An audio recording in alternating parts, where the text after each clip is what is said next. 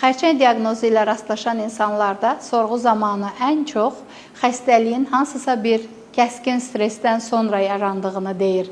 Halbuki həmin stres sonra həyatımızda heç bir iz qoymadan gedə də bilər. Stressə münasibəti dəyişməyi öyrənməliyik. Çünki həqiqətən Amerikada aparılan bir tədqiqatın stresin orqanizmdə bəzi proseslərə təsir edərək xərçəng yaranma müddətini sürətləndirdiyi sübut olunmuşdur.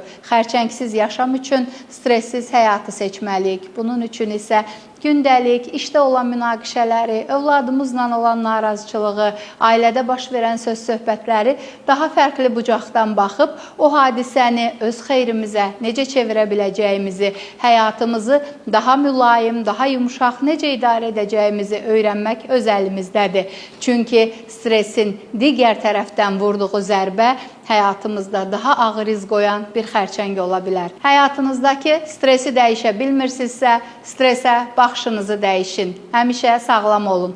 Xəstələndiyiniz bütün hallarda isə həkiminizə güvənin.